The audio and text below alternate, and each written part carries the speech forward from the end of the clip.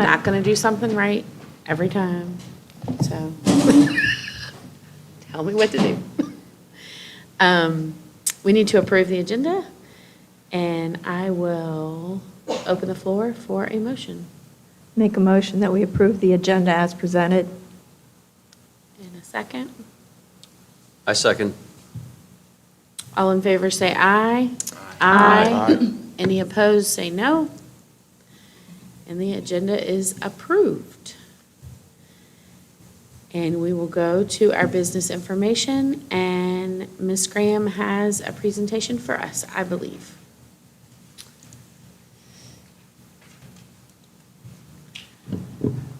Okay, so I think the plan will be to go through this presentation that we have. And if you want to even, there's a spoiler at the end, which is what we're thinking. Just the few things that we've added into the budget will be an estimate of what we may need to ask the county for. And then from there, we'll look at the budget spreadsheet that has been compiled by our employees and school board members since October, November-ish. But as we go along, this is one of those sessions, just ask questions, talk. It's not like a formal presentation where we're going to click through and, stop along the way, talk about things as we get to them. That way, by the time we get to the spreadsheet, a lot of the stuff we'll already have covered. Yes, sir? Oh, no question, okay. Sorry. Plus, you're already going to ask me a question. Let's see, next slide. And next slide. There you go. Thank you. A few of these first slides are just things that we went over even last year during our work session. Just some things to remind you what the different categories are, how we get our funding, and then from there, we just put in a few points of things to discuss about our division before we get into the superintendent goals that we talked about at the board meeting. So the first thing, we just wanted to remind you of our local composite index. The number from 22-24, we're at 0.4624 now. So that was a decrease for us last year. And then we share that with you because that's how a lot of our funding is received and determined. If you go to the next slide. This is our current budget. So we just wanted to show you this graph so you can see, because it'll be similar for this year's budget on maybe a little bit smaller for federal revenue though, but to just show you where our funding is coming from at this time. Normally, prior to ESSER and all the COVID funding, our federal revenue was 3%, 4%, 5%. So this is extra large, so 11% because we still have the ESSER funding. Normally, it's not that high. Next slide. Just a review of programs and funding, where that's from. State funding, of course, the coverage for the SOQ, the standards of quality. And again, that's the formula used for our instructional money, and plenty of other things for that matter. Funding for state raises, our preschool program, the VPI program. We get textbook money, then we also have a local textbook money as well. For class size reduction, for at-risk programming, technology, and CTE. So we receive state funding for all those areas. Next slide. The 4 categories of state funding, we get sales tax, there's categorical payments, so that's for specific initiatives, and then the incentive and lottery funded programs, and then again, the standards of quality. So examples of some incentive and lottery programs would be when we get a supplement, compensation supplement, at-risk programming, the preschool, like we said before, sometimes for meals. When they did the re-benchmarking, hold harmless, bonus payments we get. SOQ programs are VOTEC and gifted, some special ed, group life, social security, that kind of stuff. Okay, next slide. A little breakdown of our federal funding, just so you have an idea right now of how much money we receive. They're projecting, some information came out last week, about federal funding for Title I, should be a 5.6% increase. But for now, we get $323,000, that funds reading specialists, our instructional coaches, some teachers, instructional material, and professional development is what we have running through that grant. And then for Title II, $65,000, that's instructional coach, a portion of instructional coach, some professional development, and then recruiting. Title II is about teacher improvement and professional development, is the gist of that whole grant. Are those tied to COVID stuff at all, or is that pre-COVID? No, It's all that's pre-COVID. Yeah. Title IV, next slide, sorry.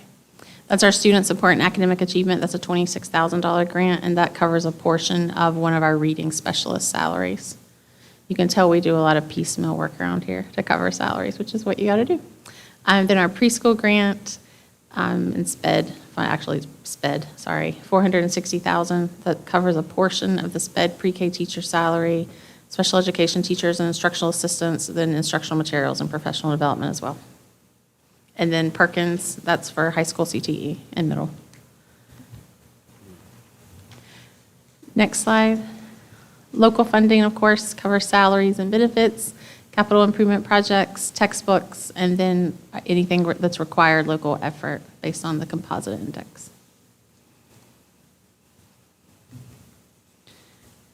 So that's our very fast overview. If you have any questions or you go home and just want to think something over, about where funding comes from, by all means, give me or Tina a call whenever you need. So the next section is a review of slides that Dr. Jones shared.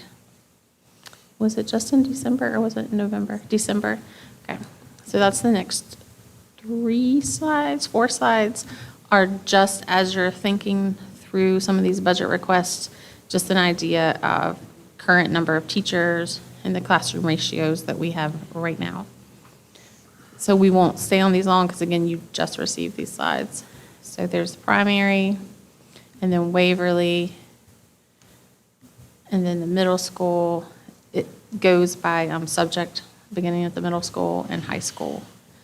A new slide, though, that's new to you, is the next slide, the teachers and support staff to student ratio. This has come up in a couple of conversations, so we compiled it in a slide for you. These are the number of teachers per school and then the number of instructional support staff. So this is not counting your principals or secretaries. This is just kids, people that directly work with kids. So you can see at the primary, you have 31 teachers, 15 support staff. So divided out, that's a 9-to-1 ratio. Yes, ma'am. Question. Under Madison Primary School, Mhm. kindergarten is quite a bit lower than the other two grades. Right. So this is current. Mhm. Are we anticipating that we will have more students? We sure hope so. We think we will. We hope. So if it gets into a much higher range, Mhm. are we looking at perhaps having to move another kindergarten teacher? Yes, and that actually is on the budget spreadsheet where we're hoping and anticipating that we can recruit more kindergarten. And it hopefully will help that we had full-day pre-K, so we have more pre-K kids this year. Are the Good numbers question. for those charts with all those numbers? I think I said last time that all those numbers, Dr. Jones, I think you said all those numbers are below the state. Is there a state maximum number? Right, And where all 24. those are below that? What's that? 24 for everybody across the board, 24. Okay. Okay. Elementary. Mrs. Graham, Yes, sir. so just for instance, that teacher ratio, MPS, it's 31 number of teachers, 15 instructional support staff. Mm. Those 15, what are the positions? It just depends within the building. Some are directly support for special ed students, and then some are aides that we've hired to work certain intervention programs. Okay, because just thinking of the instructional support staff, those instructors are not available to all those students all the time. So I think the ratio is actually higher. So it would pull, a lot of your instructional support staff, the aides, will go into classrooms at different times during the day and pull, either stay in the room and work with kids or pull a few kids out, and they travel around the building at different times to do their intervention that they're trained to do. Okay, I think it's a little misleading because it looks like we have 46 available, 31 and 15, but that's not the case because they're moving around. So we've got classes that may have some extra help on certain days, but on other days, they don't, so it's. I think It's not so skewed much a little bit. class for extra help, you have to think of it as the kids that need the extra help. So the teachers and the aides go to the kids that need the extra help. So if you're a teacher has a class, we don't have, I don't even know if we have one, but if you're a teacher that has a class that all the kids are on grade level, then yeah, nobody might come by your room. But if you're a teacher that has a class and you need speech services, you need some extra help with your reading, you need some math support, then people are going to filter through the day to give you your targeted additional help that you need. Okay, so ratio of 9 to 1 is an average. Right, it's just showing how many people trained to be with our kids are in our buildings. I think it's important to Yeah. know, because 9 to 1 sounds like a really good number. But you could walk to any particular class and see 15, 16, 17 students in there and one teacher. Right, yeah, and I think, go ahead, what? Yeah, if you want to see just the teacher ratio, that would be slide 11. So like in kindergarten, you have 5 teachers, so their average ratio for a class is 19 to 1. It's not bad. It really isn't. That's No. not a bad number. No, when you have on one slide, it's 18 to a teacher, and then this ratio is 9 to 1. And Right. I think there needs to be some explanation there, saying, Right. this is the difference, here's why. Yeah, definitely. Do you think on that slide, is there anything on there worry you? I mean, from a, layperson's non-professional, 15 in primary school, 3 at the high school, I guess it makes sense for speech therapy and things like that. Right. Is that slide, are you happy with those numbers? Is that about right, Yeah, I you think that's good. The needs are greater at elementary as far as that goes. So yours, you pretty think this is the right mix, you think? Mhm.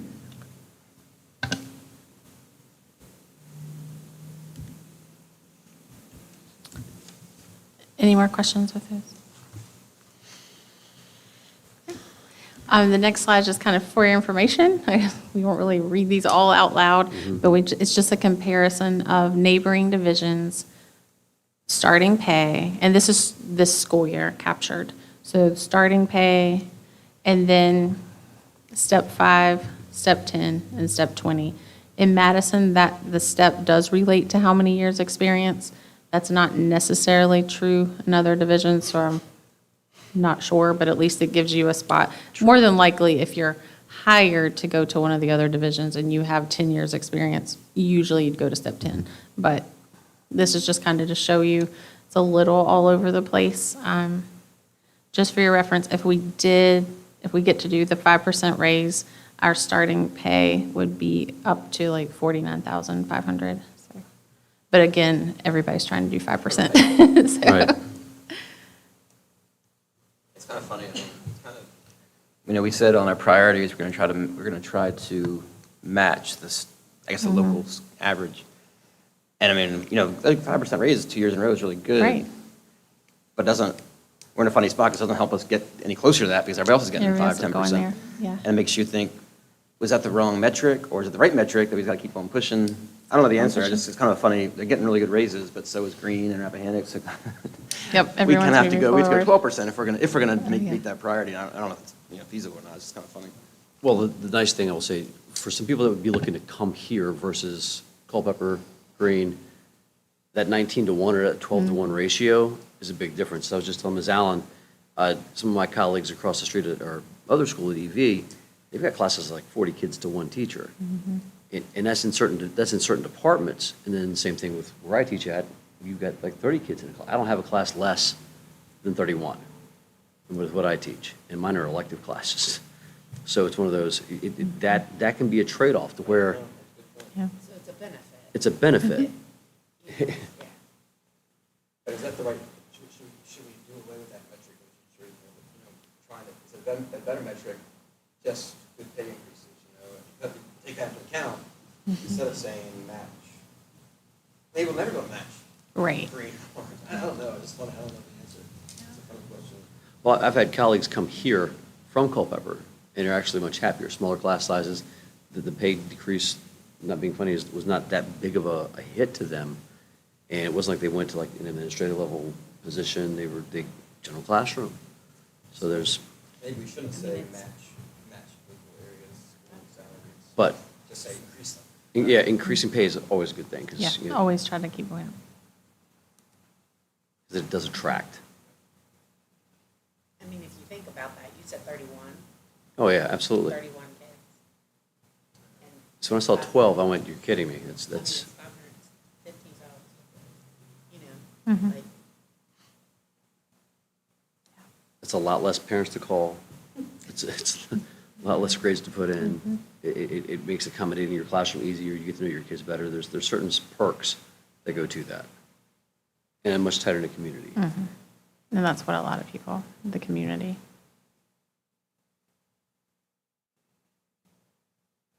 Well, if we start raising teachers' prices on people living in Madison County, and the gross adjusted income goes up, then our funding from the federal government goes down. And if they move here and buy property, if the going rate stuff, property values go up, and that makes it much. So eventually, But in the long term, the goal, hey, it helps the kids. Exactly. Because if you get better teachers, better quality comes in, you attract more, even veterans. Nothing against our young teachers that are coming out of college, but trying to attract people that actually have had an experience, that makes a big difference in the classroom. And getting veteran teachers right now to come anywhere. And it's like pull them out of the ground. It's hard.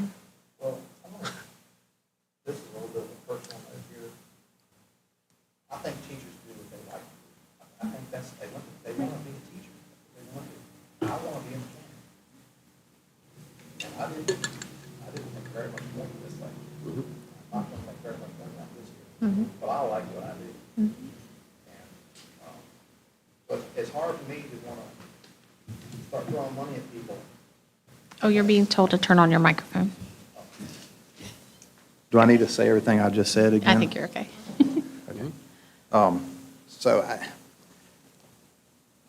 I really still, and I mentioned this before, I think we want teachers that are here to teach, not because they're here for a certain amount of money, or because we pay more than orange or green or whatever. I think we want the heart of a teacher. I think some of what Mr. Martz was getting at, and correct me if I'm wrong, but if we are raising the pay and we're closer to the top, then competition comes in, and then people want to come here, and then we get to pick the best. We're not like, oh, you're our candidate, come on.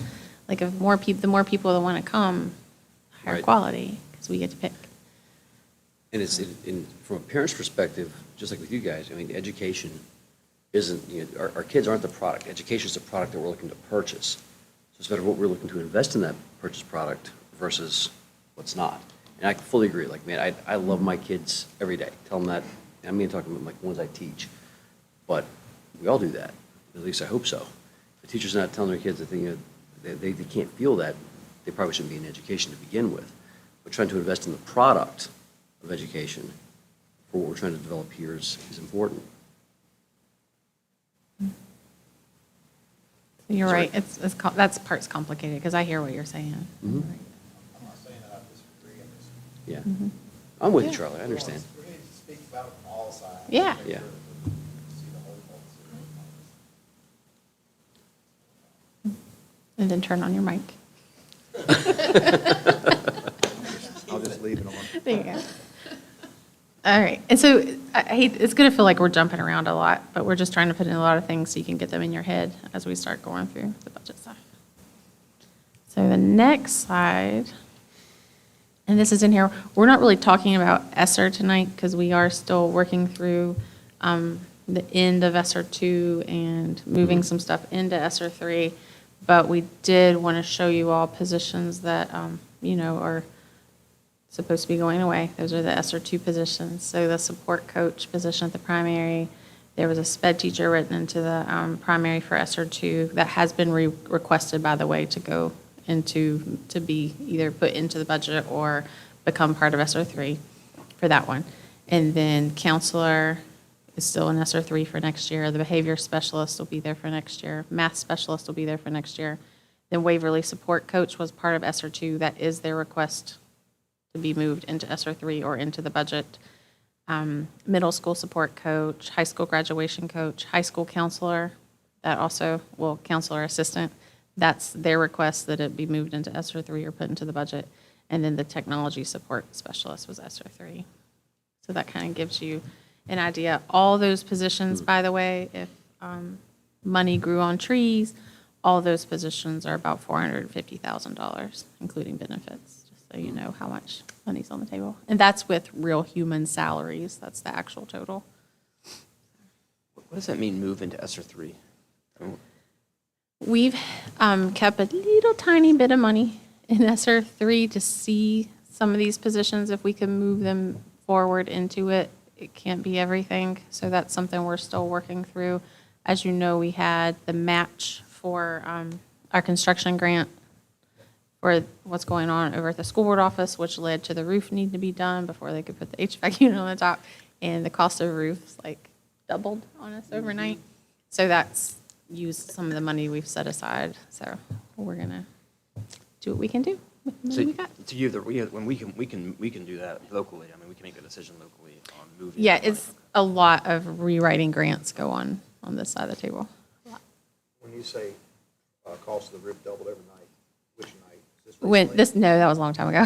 That's when we were first dreaming that out and hearing from. No, that from what you were told, and that lowered a little bit, so that was good. Yeah, roof is done. Very good question though. Charlie almost had a heart So attack. we essentially have 1, 2, 3, 4, 6 positions that we have to figure out how to fund. Right. Some, as far as funding within our budget, that will become an even greater problem next budget cycle, not this one. Well, if these Because some are still in ESSER 3 positions were created. or COVID, ESSER. right? So why would we, I mean, if we didn't have them before COVID, and COVID's over, Right.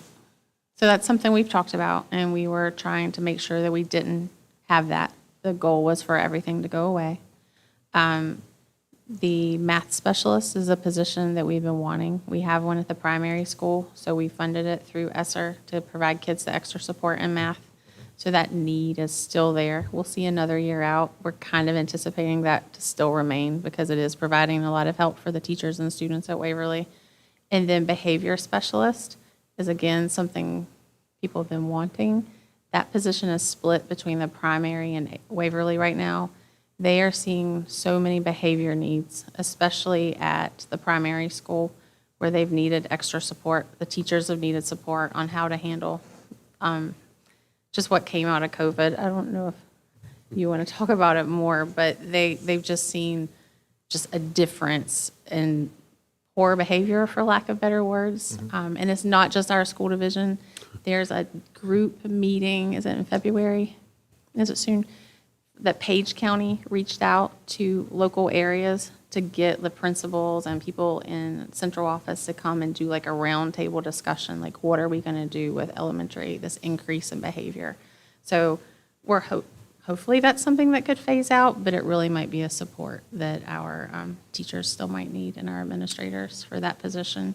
And then counseling, we were supposed to raise the number of counselors. We're okay right now, but that position was put in as we were watching what the General Assembly did as far as how many counselors we needed to have per number of students. It's at 325 to 1, so we're actually okay, but that is another person that's supporting them and supporting student behaviors and things. So, and then go ahead. Well, I was just going to the technology support specialist, we needed that over COVID because we went 1-to-1 overnight. And I'm sure Donald can talk a little bit more about that, but that's one that's probably going to have to stay in the budget because of the how much technology has changed over COVID for us. So probably both of them might want to share on those two things. Well, I was just wanting to respond. Nita, you said, we're going to look at trying to keep those 6 positions, but I just also want to make it clear that the success coaches and the graduation coaches, they were hired knowing it was a 2-year position. So just so you're clear, like these folks, when they were hired, they knew that these were grant-funded positions. I just want to make that clear because I think that's important. When do they run out? So the success coaches, those run out at the end of this year. The Okay. graduation coach, success coaches. June of 2023. Correct, this year. ESSER Correct. 2 is this year. ESSER 3 is, we have another calendar year. So, I'm sorry, go ahead.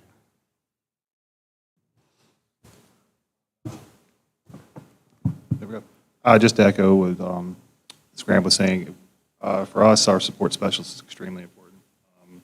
We talk about going overnight. Literally, I would say this year alone, he is in Taylor, has probably fixed at least 500 to 600 Chromebooks for us, so we didn't have to buy new ones. I mean, we're looking at, he's well worth it what he does, and also just the position itself when we look at being able to take care of what we need to take care of. Right now, we have about 4 of us that basically take care of all the needs of the kids and teachers when it comes to all technology. So reducing that would definitely put a major workload on the rest of us. No doubt. Well, Donald, I have a question with that. With Firefly coming to Madison and getting better internet service, how do you see that in the next like 3 or 4 years helping out our kids here in the county as far as technology use, and how much more adaptable will it be, and where's that going to leave Madison County Public Schools? Are we going to be able to catch up to that and use it? So we've got Google Classrooms going on if we need to go virtual, or? Right now, yes, we're one-to-one, so our students have every opportunity. Inside the schools right now, we have some of the fastest internet around. We're definitely caught up with everyone else. We actually just put in a whole nother line right before Firefly came out. But yeah, when it comes to that kind of stuff, we're great when it comes to that part. Kids at the high school level right now do take the Chromebooks home, so with the opportunity for them to have high-speed internet, that's wonderful for us. For what we're looking at in the future, with everything that we've bought, I mean, just kind of give you an idea. I don't want to go into too many technical details in the next 4 to 5 years, but everything with our Chromebooks kind of runs on 5-year cycles. Nice.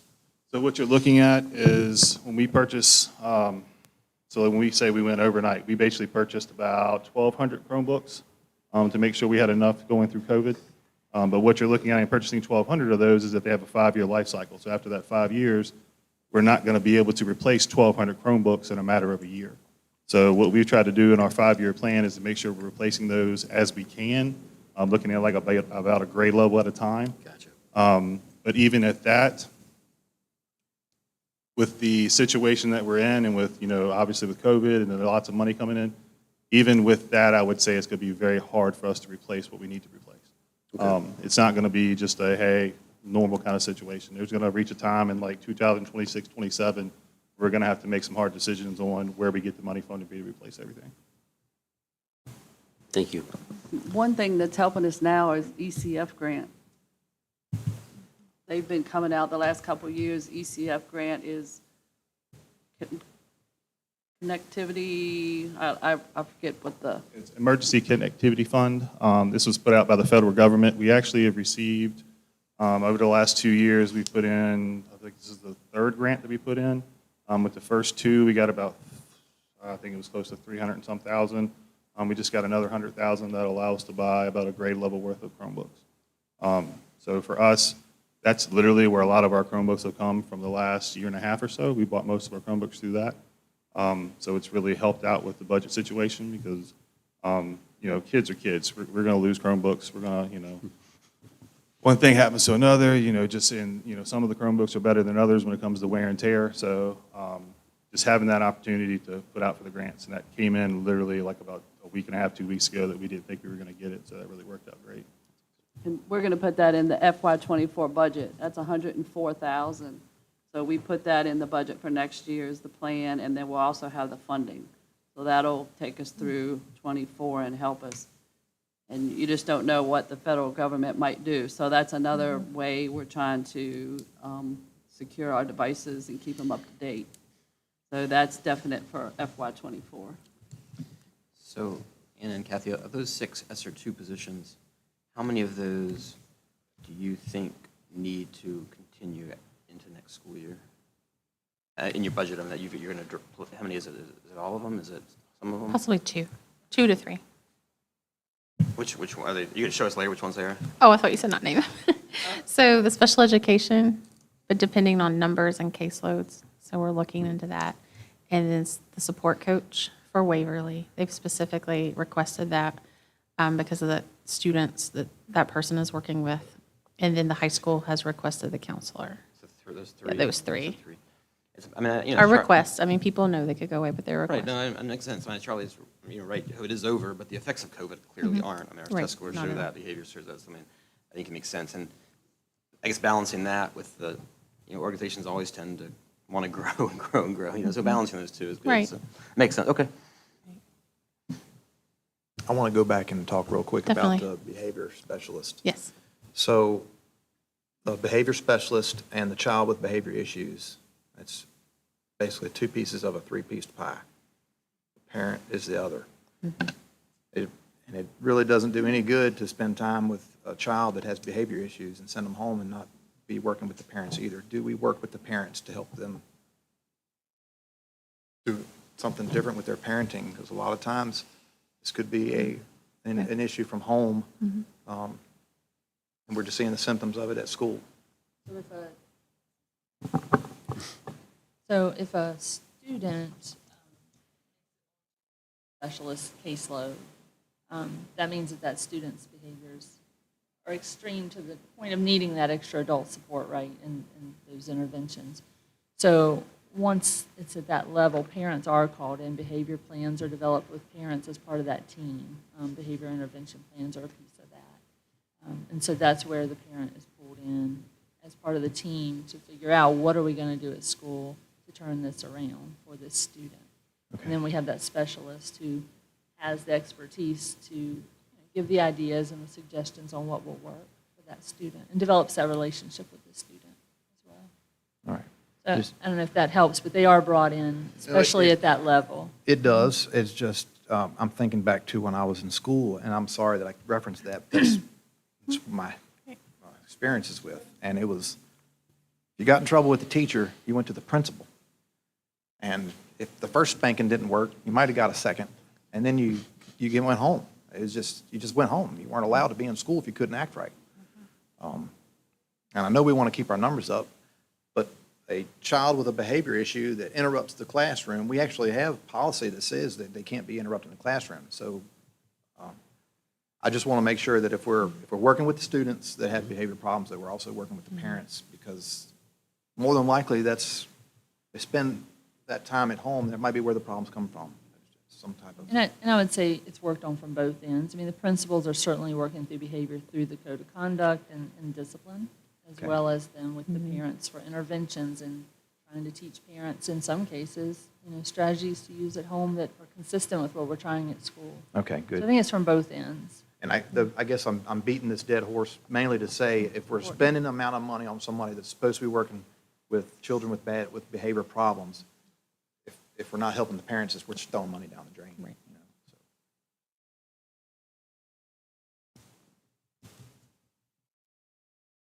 Thank you. Any more questions about ESSER-funded positions?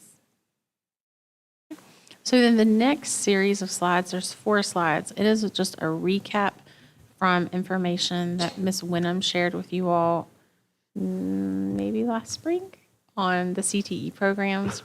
And again, that's just so you can have it at your fingertips. Sometimes you guys ask, and I know you're asking the community, since I think sometimes folks can get a little confused because we don't have a freestanding building, that our programs are within our school. So this helps you and gives you a guide, like a little quick guide, little sheet that shows you the program, the student organization, the courses that are offered in that program, certifications that kids can currently get.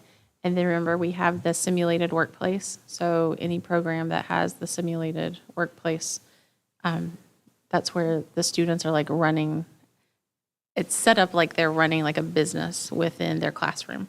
And we can take you through to that too, to see that if you'd like some time. But actually, we'll tell them to make it part of the tour, because we are going, I think it's in April, to the high school, middle school, and we'll tell them to get you in some of the simulated workplace classrooms so you can see how that's set up. But this is just a guide that kind of shows you. That way, if you get questions within the community on what we offer, it's quite a bit when you think of we're a high school with a little over 500 students. Of course, we want to keep building it, but we offered some good stuff. Mm-hmm.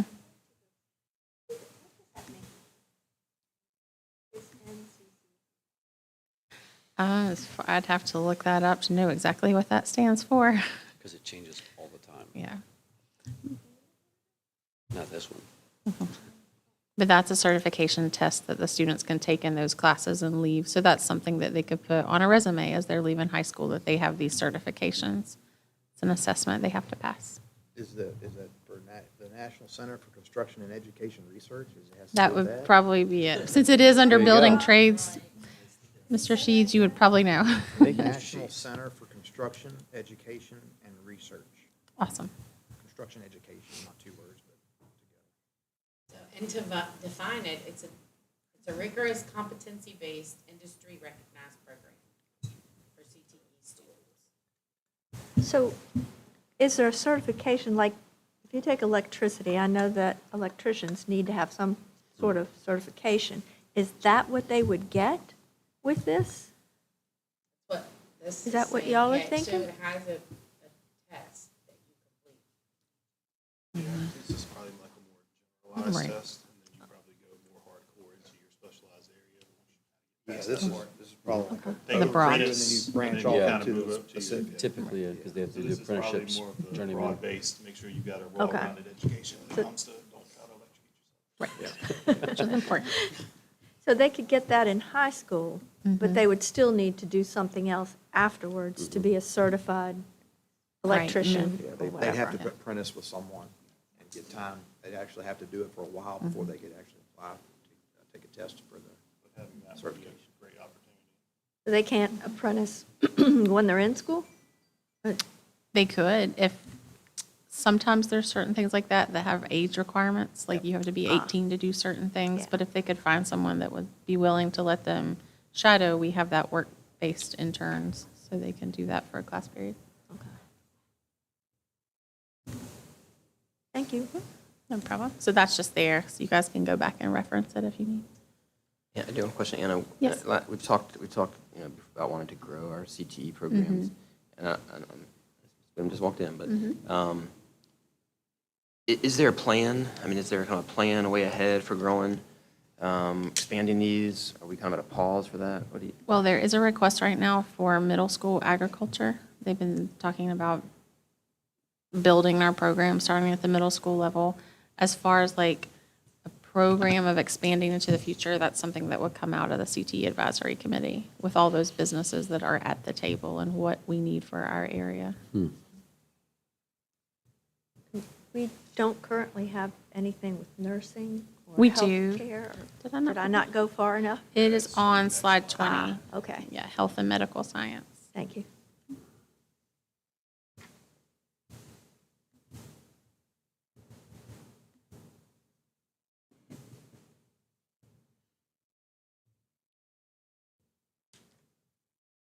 Are we ready to move into the actual budget goals? Okay. One quick question. Go ahead.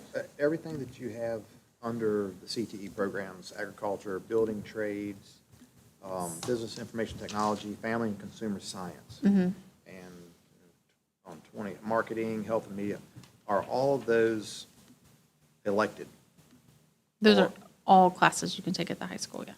Electives. So they're not required? 'Cause I was just No. thinking, on the one here, economics and personal finance, that also, Now, that needs to be mandatory. that is required, actually. You required, picked the right yeah. one, yes. That is required of all students to graduate. Okay. That was a good eye. You picked the right one. All right. All right, so if we go to slide 22, this is a recap with a little more detail, though, of what was presented on Monday night.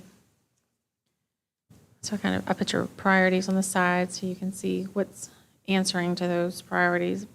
But we'll work through this. I really, really, really think it would be important to fund the Mad Explorers program. Again, that was over a $600,000 grant that we wrote. It was part of set-aside money from the state for ESSER 2. Yeah, ESSER 2. That is ending. We did use it and are still using it to buy a lot of supplies for after school. We talked about the plays on Monday night. They've purchased sewing machine. They've purchased so much equipment of just things kids are interested in learning after school. But it also has been funding teachers that stay after to provide tutoring and extra help to students. And even our kids that are have been part of the plays, they're practicing their reading skills, their communication skills, their public speaking skills. So there's so many good things tied into this program, and we would like to see it continue. We could with some ESSER 3 money, but a lot of it is going to take putting it into the budget to pay for teachers to stay after school. So you'll see that in a few minutes, $100,000 being put in the budget to help fund the after-school program. Then, again, the ESSER 3 positions we've already talked about. Those positions are $281,000, but they are in ESSER 3 right now, so that's not something that's going to be reflected in the actual budget. And then you'll see the additional positions requested by staff and board members. The high school has the additional assistant principal, dean of students. That with benefits, if it's a new person coming in, is about $105,000. Additional school counselor, that is from the ESSER 2 slide you just saw. Waverly, student success coach, that's in green because that's tied into what we're calling the superintendent budget right now. Instructional assistant is additional request from Waverly. Middle school agriculture teacher, that's whenever we guesstimate for a new teacher coming on, we're assuming they're new, so we put $70,000 to hold that in the budget. That is not in the budget figure that I'll tell you. The reason why is that's kind of a newer request. It's great, and I do want to see us expand our middle school offerings, but we don't have any more information on that yet as far as exactly where their classroom would be, how much it'll be. When you're bringing on a CTE class, it's not just the teacher, it's the supplies that they're going to need, like what are they going to need to run that class. So we need to do it. It's a great idea, and it probably definitely is the next step for us because we are Madison, we are a big focus on agriculture, but let's plan it to make it great. So that could be like a year-out request so we can have a lot of planning into it. Primary school, kindergarten teacher, that's in green because that is something we would add on with enrollment. With the kids come the funding for it. There's a request for a second grade teacher right now from the school, and then that special ed teacher that you saw in ESSER 2. Division-wide, there's a request for an additional ESL teacher. That is in addition to the 1.5 we already have, and there's a write-up on that in there. And then board member requests, the CTE coordinator. I feel like we can work that into current positions we have, and duties might come with a stipend, maybe not. And then volunteer coordinator, same thing, work into a position we have, possibly may have extra stipend, maybe not, when we find exactly where to put that. So if it's highlighted in green, it means it made your list. Right. If it's not highlighted, it means you're not proposing. Right. It either made my list or it made a way to fund it some other way. Yeah, and you'll see in a minute why there's not much in green yet. And then, again, some of these are going to be a repeat because I wanted you to see your priorities and money attached to them. So if you go to the next slide. Again, we see CTE coordinator on there and the middle school ag teacher because we do have that CTE goal. And then the big stuff, and by the way, that was just positions in green. The big stuff down here in the highly desirable workplace, all that's in the budget. So we have the 5% raise for all employees. $655,000 of that, $504, is provided through the state already, like in the governor's budget. And remember, we're working off the governor's budget. Things could change, and we'll come back when that happens. So that would require $162,298 from local. So that's what we would need to ask the county for. Increasing coaching stipends from $500 per coach per season. That'll cost us $27,000. That has not been done in a while. Do you remember even when coaching salaries were? So a while. Yeah, I think they've only been raised once in 20-some years. Okay. So this will be a good surprise. We are wanting to cover any health insurance increase. It's hard when you get a raise and then all of a sudden health insurance went up and, well, there goes your raise. We have, I don't want to say no idea, but we're estimating, just based on where we think it may land, 10%. If it's 10%, that's $280,208. So that's what's going to be in our draft budget for an estimate placeholder. I hope to goodness it's less than that and not more. 1% staff retention bonus. Again, that's coming from the governor's budget. That's based on SOQ funded positions. So it's $56,809 from the state. It would take $93,586 from local funding to give it to everybody. And then increase the substitute pay from the $12 to $14 an hour is $8,100. Is the original staff retention bonus, was that for SOQ position Mm-hmm. first? Right, SOQ. Okay. And that's based on our composite index as well, yes. Okay. Are these supposed to be in green, or these ones that make your budget? Yeah, I only put like positions in green up there, so all this in this category is actually, think of it all green. I should have highlighted that, sorry. And then the next slide, we always like to continue to replace furniture. You'll see several requests on the spreadsheet for furniture, and that's, yes, go ahead. No, go ahead. You want to go back? Before you went. No, this is what this is for. So increase substitute pay from $12 an hour to $14 an hour. Mhm. Do we have any current employees that are under $14 an hour? Like full-time current employees? School nutrition went up to, I think. No, we don't. Everybody's at minimum wage, which is 12. Okay. You might want to mic up, yeah. And that happened last budget cycle. Or has it been 2 years now? Are you Right. asking that because if there's someone existing working here at $12 an hour and we're paying substitutes $14 an hour? It's a good question, and that's why we raised some other things last year. Our full-time employees to make less than a substitute. The only No. thing, yeah, and they don't, but one thing about too is benefits. Substitutes are no benefits, but I still see what you're saying. Right. But they wouldn't. No, no one makes under $12 an hour, and that's part-time. So at full-time, the lowest paid full-time this year, I think, is 16 when I run through the categories, because we did the push last year That to was get our everybody big- up. Okay, perfect. Yeah, that was last year. I think it was 2 years. Okay. Thank you. No problem. Yeah, stop us anytime. That's what this is for. Furniture, what I was saying, that's always in our budget, and we're just incrementally replace furniture as we can. And then I did not, sometimes I highlight capital improvement projects, but I didn't this year since we have that study that's coming out, that the CIP committee is going to be really looking closely at that study that's being done. And then the CIP team will need to help start going through that study and determining what it is that we see as the big priorities and to start tackling.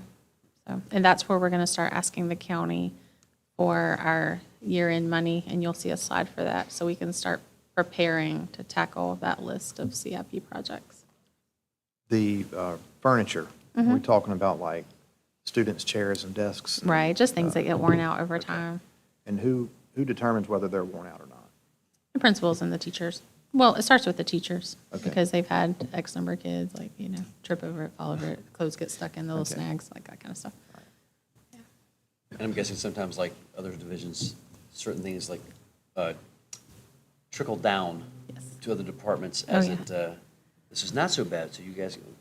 Well, if we could get the stuff that's worn out to building and trades or the ag department, and they can refurbish, maybe we could save some money there. Yeah. We This is we well do, in practice. yeah, we do some of that, I think, as we can. Good. One of the problems with our furniture is usually it's broken. Yeah. So when we finally do get rid of it, some of it goes to the dump. Them So- behavior kids, tearing the stuff up. I'm just kidding. No, I think that's if it's something that can be repaired and we can pass it over to the ag department and let them work on it, even if they couldn't fix it, they could It must- practice Right, trying it's to. project. But anyway, I'm just No, it's a good idea. trying to think from my pocketbook, which is way smaller than what this school is. Yeah. But anything like wooden and stuff like that, they can help with. And they help like refinish tables and things like that already. They do a good job with anything they I like to can. hear that. Yeah. And then, again, the volunteer coordinator shows back up between promoting the partnership and bringing community together. All right, bottom line. So when you take those key additions to the budget, the 5% raise needing the 162,298, the bonus pay needing 93,586, the employee health insurance estimate, again, total estimate, 280, 208. We do have, as you sign on to different prep services, as Nita knows, based on the needs of your special education students. So we're anticipating $50,000 for that. After-school programming that I mentioned, $100,000. Coaching salaries, $27,000. Substitute pay increase at $8,100. And then just a general increase in utilities from this year's budget, because if anyone's noticed in their homes, their bills are going up.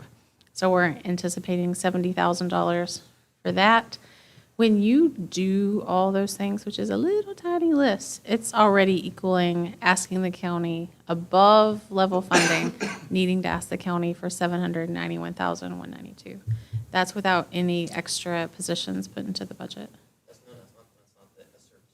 That's no, no ESSERs in there. That is actual request funding we would need in addition to what they're already funding us from the county. If we weren't able to fit them into ESSER 3 and needed to, we're trying our best because we're getting ready to rewrite and work on ESSER. Start basically, well, we worked on a little bit today, but starting tomorrow too. Right, right. We're going to try to stretch that as far as we can, but we need to look at it in detail and see what we can rewrite, and so we're going to, So for instance, we have the Perkins grant that we get for CTE stuff. Correct. Who is beating the rugs of whoever other companies that have grant funding like that we can pull from? Do we have anybody that's making phone calls, emails, seeing what's out there, what's available, and what we can pull? What was that? Your CT coordinator, that's right. As soon as we have them. But that's what you have to do, and that's what we've done. You just have to keep looking for money that people are giving away, the competitive grants out there. Trying to think of big. you're talking about from businesses and Yes, things? Yes. We And do- manufacturers, Perkins, they're they're diesel engine manufacturers, so can we get on the phone with like Cummins or Navistar, big companies, Madison Wood Preservers, they're pretty healthy, so. Right. We do have some grants that come to the school level from Walmart. The technology got a Walmart grant. They go to the schools, there's different, Like Lowe's helps people every now and then. Right. Like, but it's nothing, it's never anything huge like you're Right. talking. Yeah. you know, they're fairly small, I would say 5,000 or something like that, which is nothing to sneeze at, but, And a lot of times it always comes with a catch. We'll give you 20,000 if you put up, additional 20,000 too. And it's like, we're coming to you to ask for that amount. We wouldn't have needed it in the first place, type deal. But So I will say, we've done really well. Technology-wise, we've done really well. Betty Jo does a great job with the Perkins grant. Well, we've actually, a lot of the local, we've gotten quite a few grants, like they were talking about, just local, Walmart, your Lowe's and stuff, at Woodmark. We've done a lot of different places. 7-Eleven to give us some money. If you go out looking, that's what it comes down to. We try to do our best, I think, at each level to kind of take care of our own and look for our own grants. But it's just, a lot of times it just comes down to, you look for the grants at from the BDOE, you always look at them and see who gets what. Some of the bigger cities get a lot more money than we do. Sometimes we get left out. So it's just, I think we throw lots of lines out there. We just don't always get some.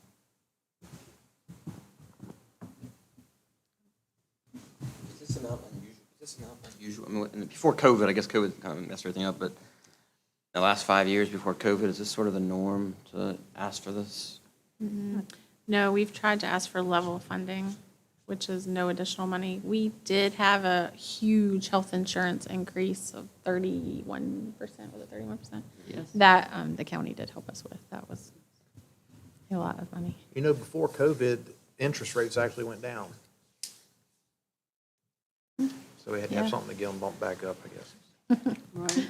Um, This is a high request It right is a now. high This is high. Well, I always shoot higher than necessary. And it's all important, very important things in there. That's on that list. And it's always a fine line between, we need to ask for and build a budget, the superintendent's budget, based on really what we think we need, but then what do we want that would help students and expand CTE and help principals in their building with behaviors and class sizes. So what you were saying in the beginning, it's the age-old thing that we talk about every year when we sit here and do budget. How much do you request? Trying to be reasonable because this goes before the taxpayers. So, but what you said is exactly right. You're kind of chasing your tail and you have to make a decision on what's the best budget to present. Yeah.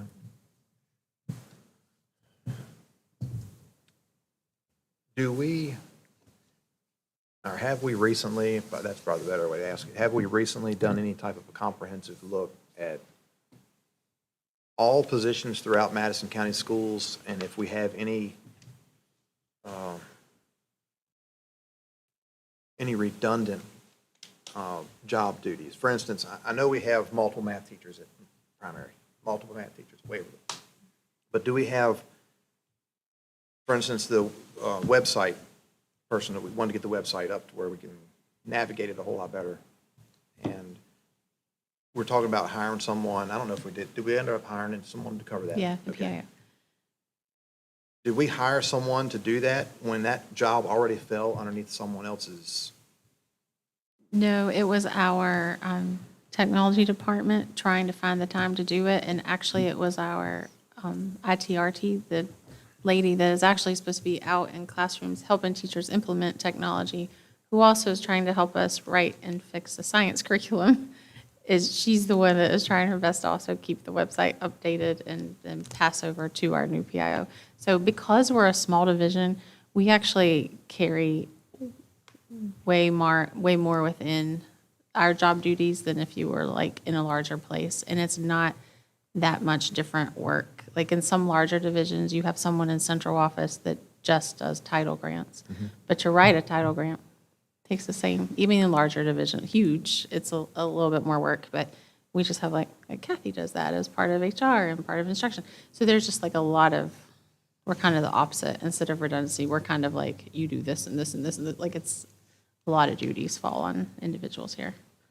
I like to look at things I like to promote who we have to take on more responsibility and then be rewarded for it rather than just pulling extra people to try to Right. pick up the loose pieces Exactly. that need to be done. And that's what we want to do with even the CTE coordinator and the volunteer coordinator. That's why I had it in there, that it just needs to become extra duties of people we already have. I was glad to see that. And then like an example, last year, when we were working on the budget, and then as we got down closer to the year beginning, when we saw our kindergarten numbers, well, that's why there's only 5 kindergarten teachers and not 6, because someone went to teach an additional pre-K class. So instead of hiring more, we move around, and you'll see that a lot within our division of moving teachers from grade level to fill when we need it. Okay. I also got a phone call about it was a math specialist. Did we move a math specialist from the primary to do some other work? We did. We have an individual in central office that was able to take some of their time, move them down to cover some of the duties of the math specialist and cover those groups of those students so that we could pull the math specialist to central office to help align all of our curriculum, because we don't have somebody in central office that's supposed to be doing that. And normally that's a position in a large division, is curriculum specialists. We don't have curriculum specialists. So we're using her for a bit of time to put our stuff into templates and to make it aligned by the grade levels. So, yeah. So I thought the K through 5 curriculum, was that under the? was You're that thinking of part just textbooks. So, but we need to Okay, pull in all, okay. of it's not just the textbook. We got to take the SOLs. The textbook is just a material that we have, and we have other materials too that feed into that. So all that's got to be aligned into a document so that when we hire you, we can say, here's the curriculum in Madison County. But that is a temporary. Right, it's a project, yes. Yes, so once that project is complete, the shift will go back to the way it was, right? And sadly, most ITR's job description is very vague after technology pieces they get used for a lot of stuff, Right. everywhere. Right. Ours happens to be the number one. You would say that? RTRT would be number one. All right, any more questions with We have that? one ITRT for 1,600 children. Yes. It should be 1.5. Because it's Other supposed to be duties. one for every 1,000 children.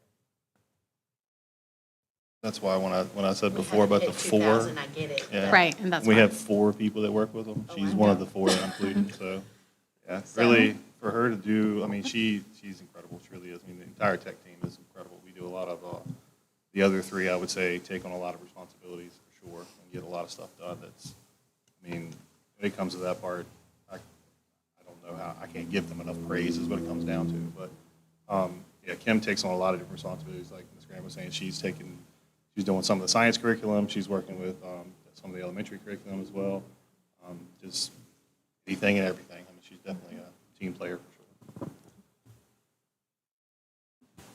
All right, so before we get to the request list, so you can see that, because that's where, if we want to raise the 791, that's where we need to start. Yes, sir. Can I interrupt one more time? You can. Can you tell me again what the prep services are? Ms. Collier? She is the chair of prep. So PrEP is a regional provider of special ed services. So, for example, and I'm just pulling stuff, I don't know the actual cases. For example, Madison and Green may have 10 kids apiece that have visual impairments. So they can share that one position between the 2 school divisions, and then that school division doesn't have to look for a hard-to-find position. Does that make sense? Yep. And hire one person for 10 kids, right? So PrEP sends out their folks to support the 9 school divisions that are members of the regional. Thank you. I can see you just bubbling to explain That that. makes Yeah, oh, definitely. Yeah. It really does, it serves a purpose for especially the small school divisions that are involved in that program. Because they can't find, a specialist that would come work 3 hours a week, or 3 hours a day to serve 10 children. When PrEP can employ that person full-time and have the 3 hours for Madison, and they have the 3 hours for Green, and they might go to Orange. So that's how. Understood. They also have a school that's called the Ivy Creek School for significant behavior problems, where the child, it's a day school, that's operated in Albemarle County, where the child can't physically be at their regular school. So there's spots that counties purchase for those students to go to that school, if needed. K through 12? Really? Their goal is to get those kids back in their home schools. It doesn't always happen. They're significant behavior.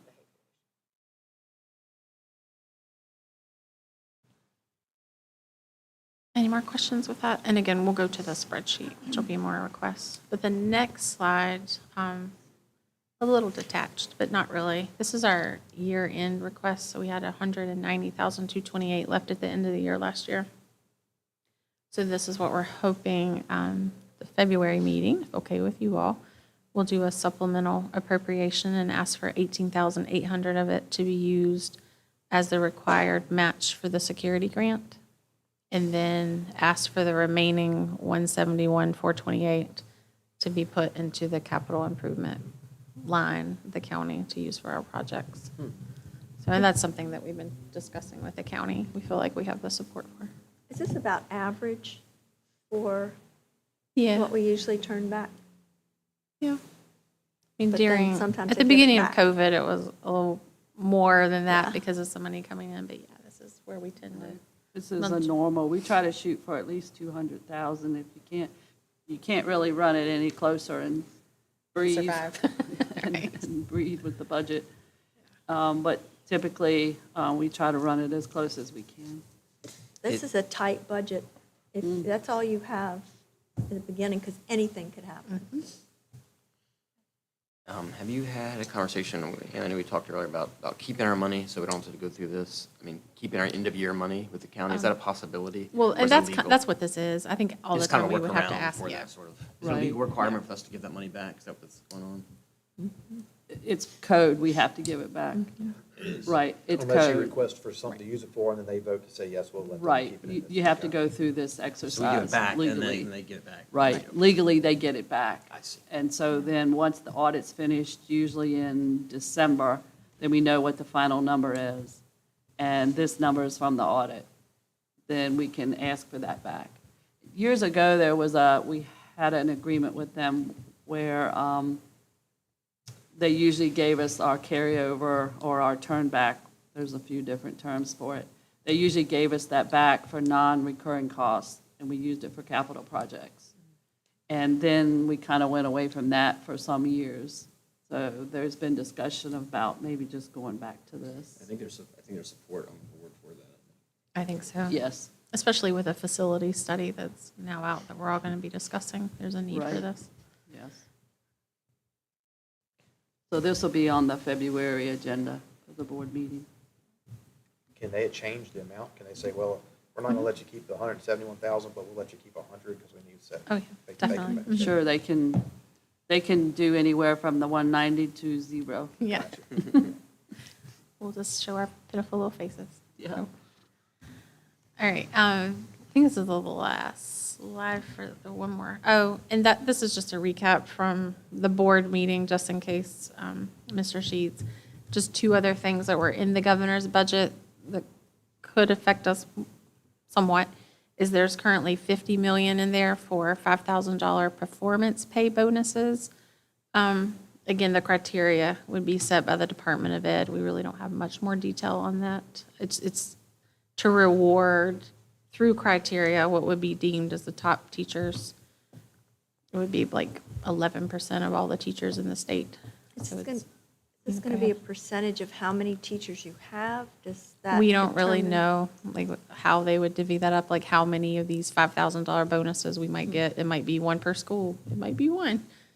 We're not sure, and they're not even sure if it would remain in the budget through the General Assembly. And the other thing is the $5 million for lab schools. And we are part, Mr. Sheets, I talked about this at the school board meeting, but we are part of a application right now for a lab school in partnership with Orange and Culpeper and Rappahannock. Thank you. I was thinking about this one. And that's to grow teachers.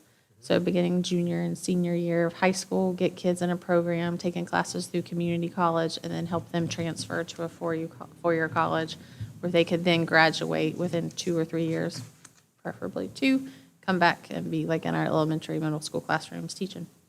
Will this be on like a at Germana class, or it'll be taken here on school No, grounds? yeah, well, the idea is, the Daniel Center. Dana, okay. So we'll see how that turns out. All right, so let's move to the spreadsheet, if you will. There are hard copies if anyone needs it, but if everyone has it on, believe me, you're going to want on your laptop because a hard copy is itty bitty. Do you have our copies? I do. Good luck with it. You're going to need those glasses. Sure. Thank you. Oh, my gosh. Oh, this is hard to read. Well, I got- You know- Yeah, again, this was just in your email, so you might I was gonna want say, to pull up your you might email. get in Goodness trouble 'cause gracious. It's tiny. Oh, that's not too I was bad. trying to warn you. Man. Must be getting old. I got my glasses. Do you want I have that? to take my glasses off. Oh. Oh my And gosh. then I'll go back and forth. So this is a spreadsheet that is shared with all the teacher advisory members and you all, admin, and people have been able to type stuff in, provide their rationale. If it's green, it's made it into the budget, the draft budget.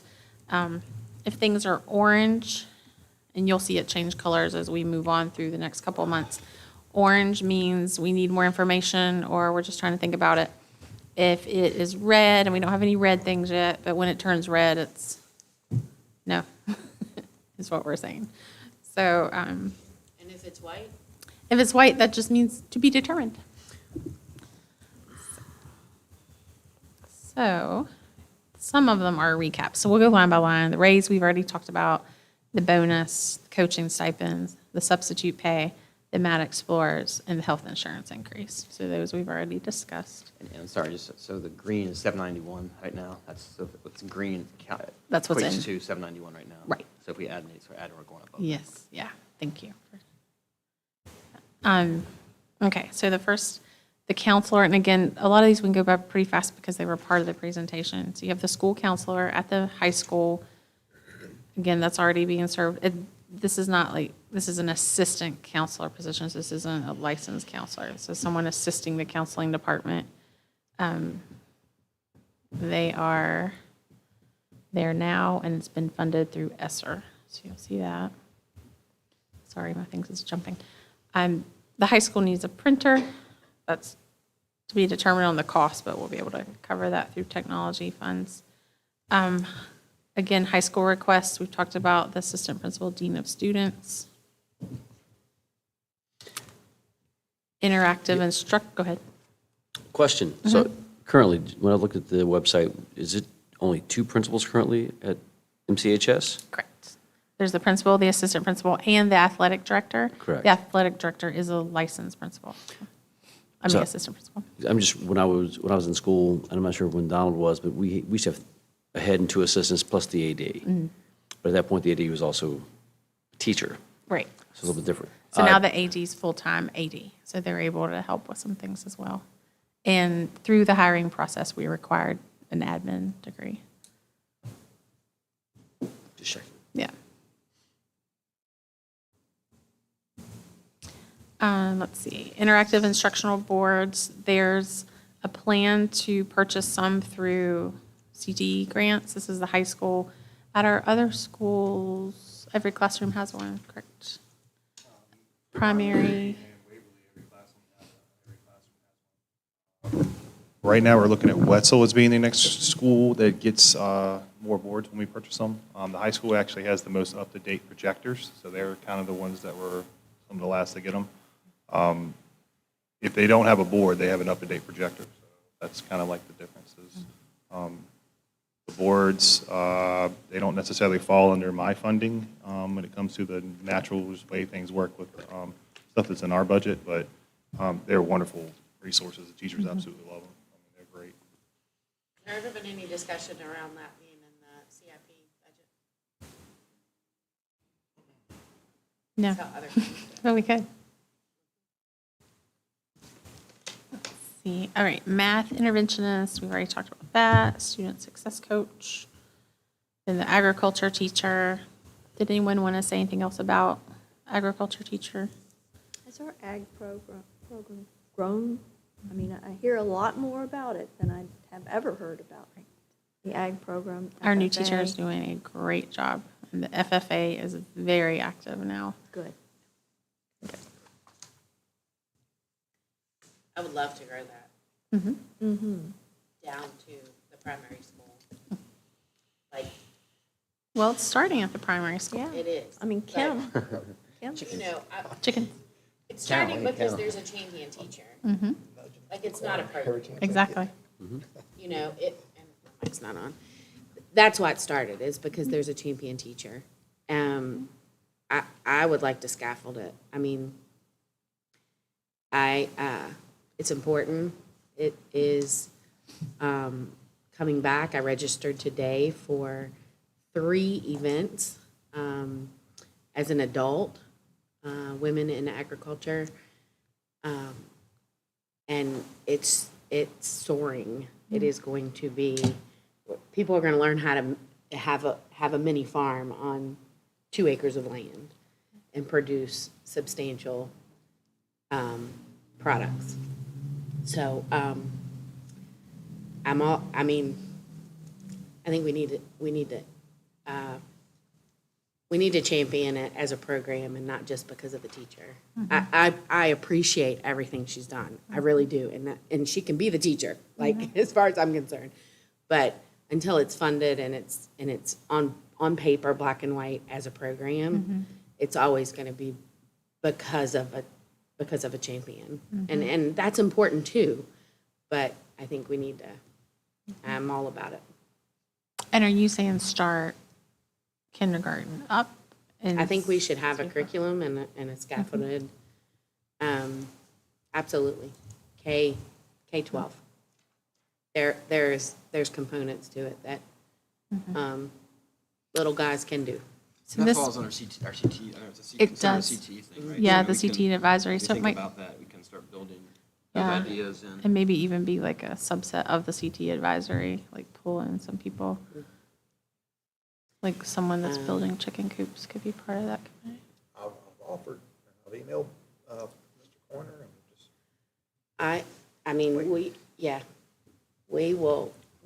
Me too. We will, our crew will come and build and make, and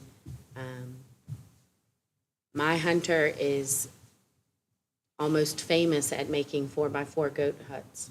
So he's got more people asking for them than he can produce.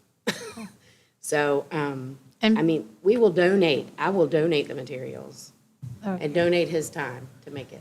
And pre-COVID, was one of our big goals we were talking about, is we wanted the school division farm. We even went to Nelson County, we toured, we saw how they had set up their farm, because we wanted it to be part of something run at the high school, but where our elementary kids could get involved and things. So I think it's time to start that I discussion think it's into a a big win program for like this you're talking about. community. I really do. I think you have lots of self-sustaining farms in this community. You have people that are surviving without going to the grocery store, and thriving, not just surviving. So I think you would have lots of support. I think that, the goodness having a CTE coordinator or whatever you call it, and this kind of plays into it because they start building that scaffolding you're talking about. And so will you kind of talk about your plan for that? Is this the right good time for it or not? No? Okay. At some point, We're still working through that? I think I would like, I think you get some ideas and it's great and good, but I think it's really, really important to have that whether it be dedicated or 50% or somebody really to help, because Betty Jo, she's a CTE coordinator. That's fantastic, but she does not have time for it. To do that and all other duties. So that's why I think that assistant principal thing, I like to call it, if we do it, assistant principal / CTE coordinator, and she shares some of those duties, because until we have somebody like that, and if it's just an additional, I know from the Army in 23 years, additional duties don't happen. Because they're the lowest priority. So it's got to be something significant, part of their job responsibility. Yeah, which part? And so I don't leave it to you to figure that out, but I think that CTE coordinator person is a key person to grow stuff like that down to middle school and elementary school. Not just ag, but electrical and all that stuff. Great. I think that's good. All right, kindergarten, these are so disjointed. Kindergarten teacher, we already talked about, that would be requests on numbers. Second grade teacher is a request we have. They did say we currently have 123 first grade students due to an unexpected spike in enrollment after the start of the 22-23 school year. An additional teacher is needed for this group moving into next year in order to accommodate their academic and behavior needs. So that's coming from the staff at the primary, is requesting an additional teacher for second grade to make the class sizes even smaller. Something to think about. That would be in addition to the budget, to the 791. That would be another 70-ish thousand, depending on their experience. I think a lot of the programs that we're seeing, I love seeing them grow. My concern, especially where we are right now, is to give our students, no matter how, excuse me, where we start, some kind of education outlet for dealing with the stresses of life, the mental part of being successful and it doesn't matter where it is. But I think sometimes kids give up, and I think that a lot of it has to do with how they are championed for one thing, but also if they understand what that work ethic and where that comes from. I mean, I've been concerned about the mental health of our kids. Because the temptations out there are much greater than they ever have been. So, now I'm just throwing that out there, and that's another $70,000. But I don't know that we need that, but I think a lot of the school divisions are putting in something to help our kids. Now, I don't know what it would look like, and maybe this year's not the year to do it, but I would like to see us do something. But maybe, because we have ESSER 3 is a behavior, you're talking like kind of behavior specialist, mental health, that sort of thing you're talking about? I mean, you could roll it all into a lot of different. Because we have that as an ESSER 3, that's ESSER 3 thing. So Right. maybe it's a For the continuation of that, if, it's in 24, 25, I guess it would be. I think it feeds into the behavior that Charlie was talking about as well. We have behaviors that keep kids from learning. And so peeling that back and looking at exactly what's going on with them and why they're not learning. And depending on the class, it's not just the kid, it's the entire classroom. Because the behavior disrupts and causes a complete distraction, then a thought process goes on. Currently, at least what I see in my classroom, we have a massive drop in maturity and social behavior overall, where they just have not been around other kids as much. It is tragic to see that you have freshmen that will act like they're in 6th, 7th grade still, and even sometimes at like the elementary level. And it's something that is mind-boggling because I've never seen it in 24 years. But like you said, there has to be something that involves that at the home place as well. There has to be involvement. So I also, and I'm going to get off my agriculture, I promise. I promise I will. But I also think that, I think that, not every home has it, but if we can tie in what some of the things that they like to do at home with agriculture, if we can bring that to school, that will keep them at school, that will give them a why to be at school. And I can tell you that, and yes, we do not have to have, we can't afford nor the space, but animals heal. And if they have a purpose to take care of something else other than themselves, they're taking care of themselves too, as they're taking care of that something else. And I don't mean a guinea pig in the classroom. I mean chickens. How about puppies? On site. That's what I mean. A community vegetable garden that, I think that will help a lot of mental health issues as well. So. Well, I mean, we talk about all the time about how the kids are not achieving. Oh, what's wrong with my voice? The SOL scores were, however you want to put it, why are they not reading where they should be reading? So as you look at that, you have to take into consideration everything.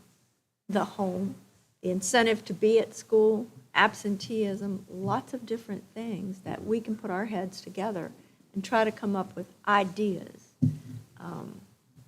And the teachers too. I mean, they know what they're looking at every day.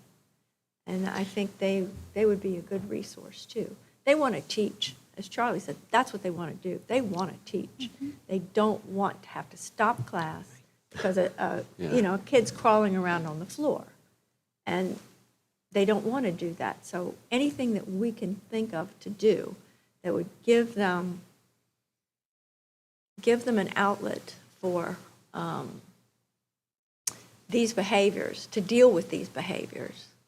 And I don't know what it would look like, and I don't know who's doing it, but I hear that a lot. I hear it from teachers. I hear it from parents that want their kids to learn, and they have discipline issues in the classroom that are taking time from the teacher. So I don't know what it would look like if it's, I don't know. I think all of us, Responsibilities are good. Responsibilities are good. I remember in grade school, we had a fish aquarium in the class, and it was like your week to make sure you fed the fish, and it was really bad if the fish died. Everybody knew who didn't feed. it's all on you. huh? That's bad. Responsibilities are good. They are. No, I They're think- character building. I think they're good too, but where do they fit in? And what do they look like? Because we want to make sure that the kids have responsibilities and the teachers have relief so that they can teach the way they want to. I think that, you know, even the simulated workplace at the high school, like, yes, there can still be jobs for kids in a community of learners in a classroom. You know, and it doesn't have to go as far as that simulated workplace, but there can still be jobs and responsibilities inside that classroom Can develop for accountability. kids that will help. Yep, it will help. And for kids, I mean, it teaches that, you know, like, teaches them about the real world. There's teams of people that go to work together, you know, and they learn together and they produce whatever they produce together, you know, and I think it's important. It can go down to Well, our STEM pre-K, demonstration, frankly. the internet was a great example. I mean, Yes. Those kids were jacked Yep. about what they were doing, and it showed. I mean, the intent and how they would problem solve with each other was awesome.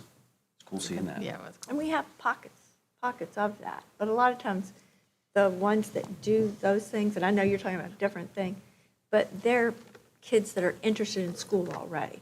I mean, they're very highly motivated. So how do we motivate the ones, or work with the parents when they're early stages of their education? So, anyway, that's something I think that we all care about. We all want the kids to achieve and do well, and anything we can do to help the teachers do that. But that's what I'm hearing a lot of, just help us with the behaviors. Too. Yep. So, and since I don't know what is. I think we can tie that into ways for kids to, you know, have outlets at school. Well, and I kept the nursery school at church on Sunday, and I'm like, oh my goodness, you know, because there are a lot of social skills that can be taught in lots of different arenas. But after that, it was like, we really do need to do something about behaviors. And that's not all of them, but one of them took a lot of time. We're not trying to promote a course anytime soon because of the budget constraints, but, well, I'll be honest, like, we have a daycare at CCHS and at EV where actually, like, kids get dropped off and you have teenagers that then have to model great behaviors. And it's amazing to see the transition for that they go from being freshmen, sophomores to suddenly, hey, you've got a 3-year-old and a 4-year-old that's getting ready to go to school and you have to act a certain way, your language has to be certain and appropriate. And you watch the maturity factor pop in very quickly, and they love it. Just saying, future yeah, can that's be nice. great. So there's an opportunity, I mean, there's opportunities right here in Madison to support that. And one of those teachers currently that dealt with my son, teaches my son at Waverly currently. So I think that's pretty cool. That is cool. I mean, that's how that kind of carried over. And she's doing a great job, by the way. So She's doing a great job. there's a daycare on Main Street that would love to do internships Man, I got a with building our right kids. there. Don't have And to build it's a anything. beautiful building, and it is not full. Wow. Little bus right over And there. I don't think it would cost much to partnership. To have our to- kids intern there? Yep, to have a partnership with that. Because they're already doing it at the primary, correct? We have Right, like a big buddy right. program. Well, we have students Where that they are in shadow the class, teachers? so they go and help for a Yeah. whole period, right? Yeah. CTE coordinator. I think we already sent. CTE coordinator, I'm We with already you. have And a I few offer, kids I, that I offer my, my 2-year-old, she's really, really bad. She can like start and see over time, if she gets better, then it's a good thing. But she's like the worst 2-year-old ever, and so she can. Oh, that's right, the one with the nickname, yeah. I think my We're in wife's the not terrible listening. twos. Just kidding, Bethany. As he's being recorded. Right, we'll move on for that quickly. Yeah. Because the next thing is green, and that's a happy thing. The primary had put in a reading specialist. I didn't delete this from here, just so they could see it in green and be happy about it. That's actually a position they already have. They're just looking to fill the position, so they were worried, but it could be cut because it's not filled. So that's in the budget still. They will, hopefully will find someone, so it'll remain in the budget. So with, a question with the reading specialist, and hopefully, yes, that could stay in the budget, because obviously with test scores and whatnot, that's a great place to start. Can that person also potentially get stipend to do some of the volunteer coordination? Because we have a lot of parents that have already filled out paperwork to become volunteers in the school to begin with. And since they are mostly trying to help out with the reading situation, that would be a good avenue for a reading specialist to not add on to their chore list, but to then develop a network that assists them in what they're doing. Possibly, yes. Because we have, So when you talk to people, are they interested in coming in and volunteering? Oh, absolutely. Like once in a while? Well, Like I once know. or twice a week. Once or twice a week. I mean, and there's, I've had, besides, I won't mention a name, I've had multiple parents ask about that, even a few retired teachers. that would be excellent. And so I've that's, got a list of 15 parents who want to volunteer. so, I mean, Perfect. So, I mean, I think, but they need an organizer. Until you have an organization, it just won't happen. so if the reading specialist has the ability to team build that and network it, you have a force that can change the entire reading situation that we have in Madison very quickly. All of your volunteers want to help with reading as well? Or they're just? Different things. Different things, okay. But then your volunteers, Mr. Martz, want reading? I think everything starts with reading. Or they're just, Yeah. we're willing to volunteer wherever, okay. A lot, good. a lot of hurdles, though. Yes, there are. There are a lot of hurdles with volunteers, because if they're volunteering, you want to make sure that they're consistently showing Yeah, you up, have to- and they understand the confidentiality of what is going on in the schools, so that we don't see someone's unacceptable behavior on Facebook. And there's a lot of things to take into consideration. I've had great volunteers, and I've had some that, And I think volunteers can be worse than, can be a drag if they're not consistent. I remember I was talking to Mr. Coiner, and he made that good point. It's nice to have volunteers, but if they don't show up when they're supposed to, that makes it harder for the teachers. So it's got to be consistent, and reliable, and trained, and vetted, and all those things. So it's not it can't be a knee-jerk thing. You're right. It needs to be scaffolded, educational term there. Throw it in That was there. good. That was good. Good job. Good Chris. job. It's got to be built that way. I mean, it's got to be a structure to it, I think. And that's why we talked about it. I really think that volunteer coordinator could be really a big deal if we could have that person to help really focus on building the things you're talking about and setting standards and objectives and priorities and goals and train teachers for how to handle them and all those things. It's a huge job. It can't be an additional duty, I don't think, or it just won't work very well. yeah. And it's a serious job, too. It's not just I show up to bring brownies. It's a serious job, because I've seen kids just cry because they didn't show up. And we don't want to do that to them either.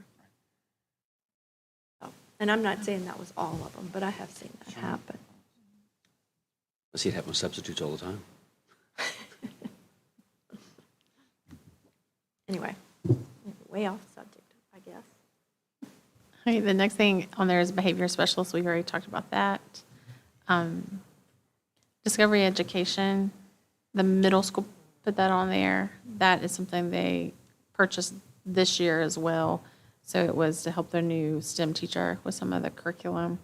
So that will definitely be able to fund for them again. There was a request to increase the Wetzel school counselor from 11 months to 12 months to help prepare for the sixth grade summer camp and some of the things they need to work on in the summer. Instructional assistant at Waverly. They got one this year through ESSER, but they're hoping to be able to keep them. Then you'll see just a section of requests from the middle school and high school band, portable acoustic shells. Those are those things that wrap around. For performances, if they need to have performances in the gym. Instrument storage, music library storage, stands and chairs for the high school, and sound panels to go on the wall. So all that together is a large chunk, a large request from our music department. How much growth has been in that department? Middle school has grown exponentially. That's Don't awesome. even want to guesstimate, but I know she has probably over 120 students involved in middle school band. They're doing a great job. That's great. That's Mm-hmm. great. One of the things that she was looking at 2 years ago or so was make sure that we had a push for the electives because in the past, Yeah, maybe start over. in the past, students weren't able to choose between band and another elective, essentially. Like, you basically had to Yeah. choose band, and then you missed out on all the other electives. So the way the schedule is now, and the way the master schedule is set up, it allows the students to both take band, mix in some chorus as well, but then also all the other electives. So that was a big piece with changing the master schedule. Is like AB it or something? Yeah. Okay, the dual enrollment pre-calculus textbooks are falling apart, and they need some new ones. So that's a request. We'll be able to get that for them through textbook funding. And then the same thing with the Heart Zones curriculum for the PE. We'll be able to provide that through our textbook funding. The high school, once, we talked about furniture, so this is their furniture order, if you wanted to click on that. We do need prices and quotes attached to that, but you can get an idea of the additional furniture the high school is requesting. Oops, sorry, it keeps popping down. I did it again. Okay, stay there. Primary and Waverly, we're looking into planning like an alternative day program. Again, you'll see there where details and a plan is needed for that. It's not very productive sometimes to send when kids do misbehave, like second grader, if they misbehave and they get suspended, because it happens like for 3 days. If parents aren't home and they need to send you to like grandparent or the friend's going to watch them, sometimes you get sent home from school for your behavior and you sat in front of a TV and had a jolly old time for 3 days. Your lesson probably really wasn't learned. So they were just kind of looking into some ideas where we have all ed, so middle and high, you can go to all ed when you're suspended. It's structured, it's no fun, and you get your stuff done, and it's your consequence as part of it because you're suspended there. So just, they were thinking about kind of a program, what that could possibly look like, again, in very beginning planning stages at the elementary level, on a program like that. And when you put ESSER 3 there, is that you would ask for an ESSER 3 Right, grant? if for an additional person to help them have that program. Basically, that's what they would need, would be a body. And would they go off-site, or would they be at? Not necessarily, probably just like the room downstairs in Waverly or something like that. But off-site enough for the kid, like, Yeah. out of the way a little bit. More structured ISS, you could think of it that way, but just something to help where you've been suspended or you're not acting appropriately for that day, so we're gonna put you here, and then you're close to the behavior specialist who can come through and work with you on some of the things that have just happened that got you there, as opposed to you going home, having a free-for-all, and then come back. Not all parents do that. Of course, some people are home cleaning their garage and stuff, but, this is to support. Is it conceivable that, is it, if you ask for it now, we know this in time for start of next school year, is it that fast for ESSER 3 money? Yes, oh yeah, for ESSER 3 has to be spent by September 2024, so we have to. Or is it works that fast? The approval It works does, that yes. fast? Yeah, That's amazing. they're good about getting that back and forth with you. Plus, there's like guidelines of things that we know you're allowed to ask for, so. That's why. Library furniture for the middle school. They have that pretty floor, and there's some more collaborative, like furniture they would need, that they would like to have. That's what I want, but it's nice. It would really transform the library into a real library. Southwest came out there, library, into some really good space. So that's $42,000 if we were to get that furniture. The primary school needs a little bit more additional furniture. See if I can get this to go with that. There we go. And then you'll see the request for an additional ESL teacher and the rationale behind that. They're also asking for if we couldn't do a teacher, just some additional help they feel could help them, even if it was just an instructional assistant helping their department. And then they needed a cot in the clinic. That's being taken care of. That's why that's green. Sometimes when we do this sheet, it ends up being things that we can take care of now. So we try to take care of it now. So so just clarifying what I'm reading. Yes, where are we? We have 40 ESL current students and only 2 people to manage the 40 between all the schools. Now, not all